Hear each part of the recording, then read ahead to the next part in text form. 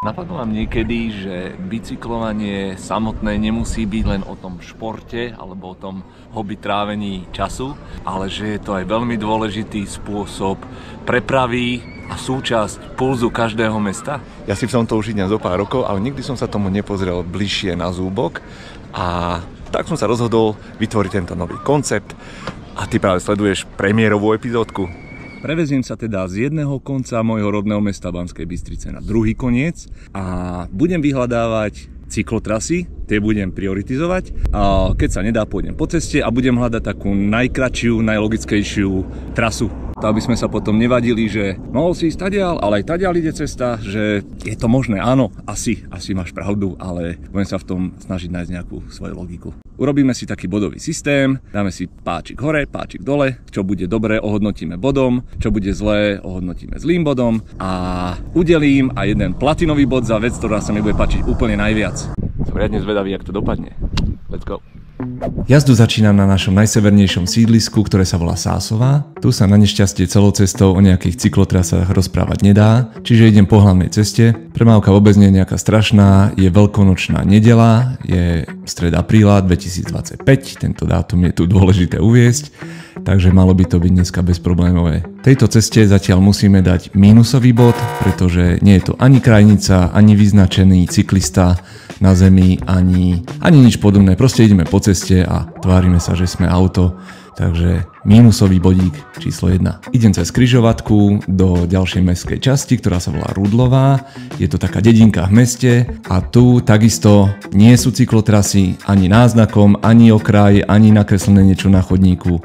Takže dávame tomu druhý mínusový bod. Takouto skratkou som sa dostal na hlavnú cestu, kde pokračujem v preválke medzi autami a dostávam sa do tohto tunela, kde je aspoň vyznačené na zvislej značke, že je tam zákaz vjazdu okrem cyklistov, čiže cez tunel môžeme ísť, nie sme v protismere. Ďalej pokračujem celý čas po hlavnej ceste, až sa dostanem na okraj centra mesta. Dole kopcom poza cintorín a poza poštu a dostávam sa priamo do centra, kde je zvislá cedula, že pešia zóna, ale bicyklom vstup povolený. Za toto dávam plusový bodík, pretože bolo zvykom a starí Bystričania si to stále tak pamätajú, že bicykle nemali povolený vjazd na Bystrické námestie a pamätáme si všetci, že mestskí policajti zvykli aj vyfúčať kolesá za to a poslali vás ďalej pešo.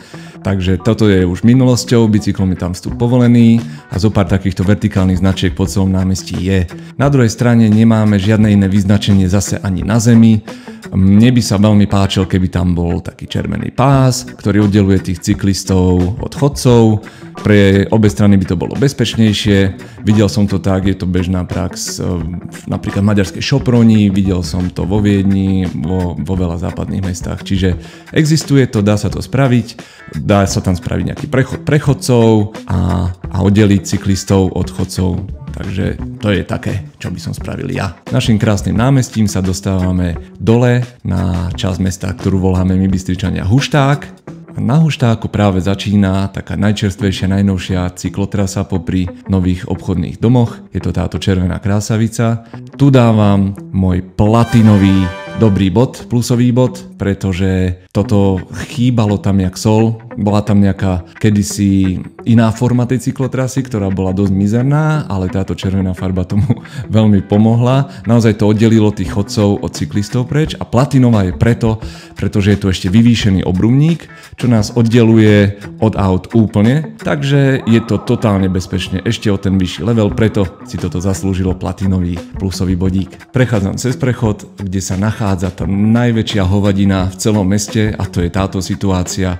Je to všetko rozbité, neviem, či je to obrubník alebo je to používaná cesta. Je to nebezpečné, je to nedoriešené, za toto obrovské mínus. Ďalej pokračujem po tomto chodníčku, neviem, či je to vyznačená cyklotrasa priamo alebo nie. Každopádne chodci po ňom väčšinou nechodia, tak pokračujem tadiaľto ďalej. Obehnem obchodné centrum a dostávam sa na prechod, kde je mojou jedinou možnosťou ďalej pokračovať buď chodník alebo cesta, takže idem na cestu, pretože som člen premávky v tomto meste. Škrabem sa hore a odbáčam doľava. Toto je nebezpečný moment, nedoriešený moment, pretože musím ísť cez dva pruhy s autami. Udelujem za to mínus. Po Podkrajský úrad sa dostanem na túto parkoviskovo zablatenú cestu, ale obchádzame bezpečne premávku poza zrúcaninu hnusného starého Teska. A tuto pri Kaufáči sa napája cyklocesta, o ktorej nikto nevie vlastne, že tam je, lebo je spojená s chodníkom a nemajú v tom jasno ani cyklisti, ani chodci, že kto má kde byť. Značka tam je, ale nie je nič vyznačené na zemi. Dávam tu za to mínusko, aj keď paradoxne hovoríme o cyklotrase, ale je to tu nebezpečné. Chodia tu deti, chodia tu starí ľudia a každý sa tam kríži a nevie čo s tým. Toto by som vedel ešte opraviť a doladiť. Dole na prechodoch plusový bod, máme vyznačený prechod pre cyklistov a aj špeciálne semafóry s bicyklami. Bezpečnosť pri bicyklovaní je dôležitejšia ako bicyklovanie samotné. Tu pokračujem zdieľaným chodníkom pre chodcov a cyklistov. To je fajn, je to pekne vyznačené. Toto sa stále kvalifikuje ako cesta a nie chodník, lebo tam chodia autá, ako vidíš. Tu predo mnou je teraz vyznačené, že tam chodia iba chodci, takže idem na cestu. No a tu mi dochádza baterka v GoPročke, takže musím to vyriešiť. Pokračujem ďalej Bernolákovou ulicou, ktorá má minimálne 50 odtieňov šedej. Doprava hore kopcom a za križovatkou sa napájam na Radvanskú cyklocestu, ktorá ide až do dnešného cieľa. Tu dávam plusový bodík, pretože to bolo tiež potrebné jak sol, ako každý úsek každej cyklotrasy všade. Zase, čo by som vedel zlepšiť, čo sa treba inšpirovať zo sveta, sú takéto malé, ono sa to po anglicky povie, alebo po španielsky teda armadillos, také pásavce, čo oddelujú naozaj tú premávku od toho cyklistu nielen vizuálne, ale je to také 3D, ďalší bezpečnostný prvok. A nezanášalo by sa ani toľko svinstva z cesty vďaka tomu na tú krajnicu, na ktorej tá cyklocesta je, po ktorej sa niekedy, keď to nie je vyčistené, nedá ani jazdiť, lebo človek riskuje iba defekt. Ale ináč paráda, oceňujem aj farebné oddelenie a tu už prichádzam do cieľa, kde je obecná cedula. To je ďalšia časť mesta, do ktorej ďalej už neidem.